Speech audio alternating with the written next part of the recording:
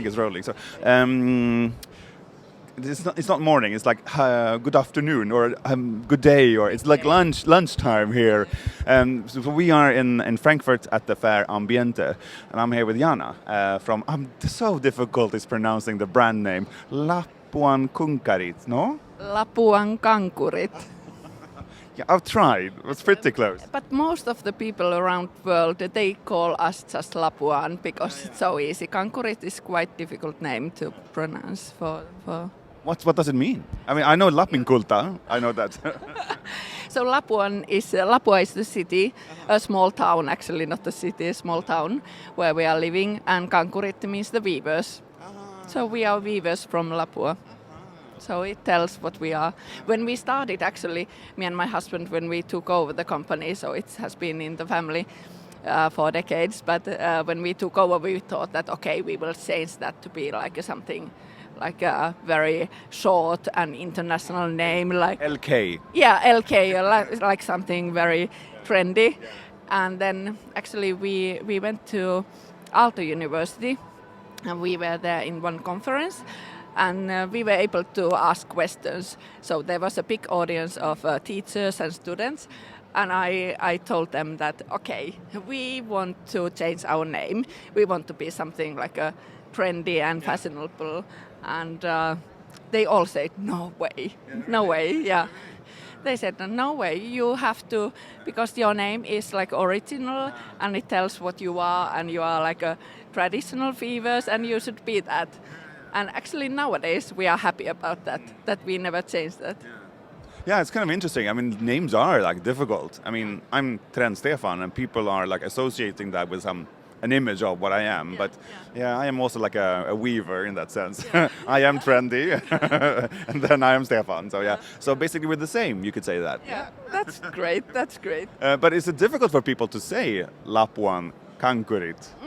Yeah, and actually, so the Kankurit is for some people, but so it goes. I've seen your brand like over 10 years or something like that here at fairs. I first saw you here in Frankfurt at one of the fairs. I can't remember which one. You do beautiful, very like pastel light colors. How many fairs do you do per year? Now we have come a little bit down, but we do like a little bit under 10, 5 to 10 exhibitions. That's a lot. In Europe, yeah.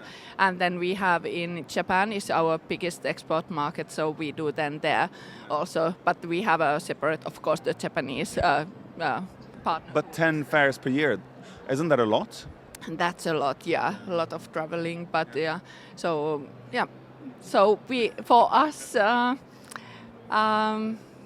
we are like our idea is that the whole chain from the material to the end customers should be very small, and we want like all the information flow very, very fast. So I think it's a very important part of that we meet here so many distributors, not like a stockist. So we talk with them, and then they can tell the same stories in the shops. So it's really important part of the business. So what is your story?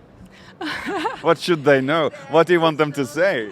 There's so many stories. So I mean, it's just like the whole weaving, our history, how we work, what kind of people are working in our company, what they do, where do we get our material, what is important for us, why we design products and produce the products like that.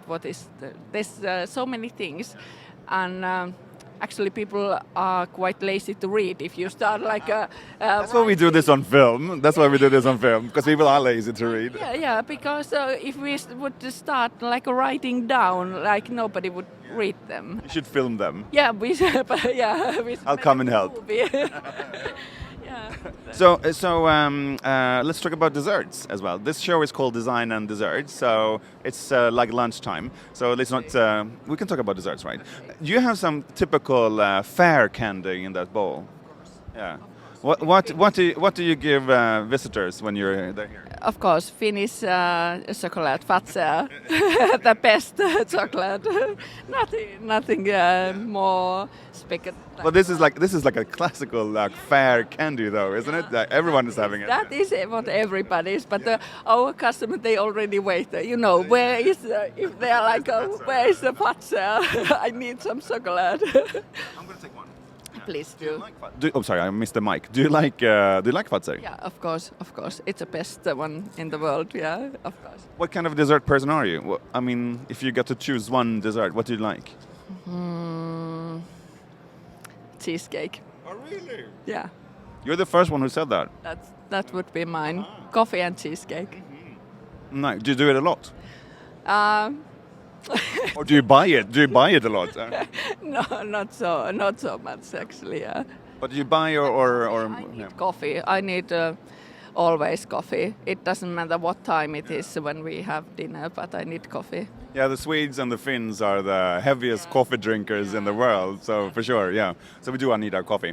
But there's like a different flavor of Finnish coffee than to Swedish coffee. I think that's yours is like fruitier and airier than the Swedish ones. Okay, could be. Yeah. I like all kind of coffee, so I'm like a fan of all coffees. But so let's talk about building a brand now. I said to you then before we started, I think that one of the future things that we need to do is talk about origin, talk about heritage, where we come from, and that gives us a uniqueness. What's your idea on that? I mean, you say you are that. That's why we're here. You are that kind of brand. But how do you want to evolve that? How do you want to take it from here to like the next level? I think what is about origin, so that should like each of your product actually should somehow show that. And the problem in the world has been like for me, what I think is that because the manufacturing has been like concentrated to the big companies, and then you can actually see from the products that they are all produced in the same factory. Even they have like different designs and so on. The small things, you can see it. And I've been to China. I can guarantee that. Yeah, and then you somehow like you get people get bored. Everything is the same. So what's unique about your products? If you take, can you take the tea towel over there? I love those. Because is everything in the same material? Because I think you are like a linen company. No, you have everything? Yeah, we have a lot of linen. Linen is our main material, and we love it because it's European and it's sustainable, and we are part of the Masters of Linen and like a family, so we can follow the linen all the way to the field, so where it's growing in France and so on. So this is 100% European linen, so the linen has been growing in France, and spinning is done in Europe, and then the weaving in Finland. This is we weave with the selvages, so it's always like the edges, they are not sewn, they are like ready. This is double. It's not like a plain jacquard, it's double. Why? Why do you make it double? It takes so much more water in it. Because the heavier you have it, so the more it can take water in it. And that's the beauty of linen, so in this case. So they are, small things which, But what about another question then? There's a lot of things we can talk about. I want to talk about new materials, because I think that's also happening. Like Tencel is just one example, but there's like other new materials coming to the market. Are you experimenting with that as well? Yeah, so actually this one is with the Tencel. So this is linen and Tencel, so we do that. So how many percent is what? I mean, it's like 70% linen, or? This is 40 Tencel around, so Tencel is also it makes it light, so it's really nice because it's and Tencel also takes a lot of water in it. And for us, it was like when we started about almost 10 years ago with the Tencel. So it was like when we found out how ecological is the production. So it was we wanted to try it. Now we are working with the Aalto University because they have been developing this ion cell, which is made out of like a recycled paper. So this is quite nice, interesting new fiber, and so of course we are a small company. We are 30 people there in the week. That's not small.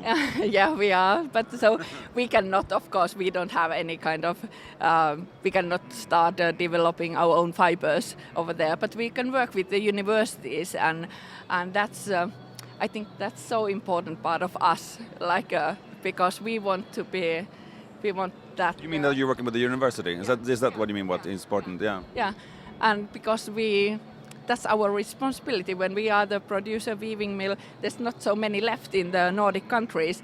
That's our responsibility to work with the university to give the student possibilities to come and explore the weaving and, you know, to do new kind of things.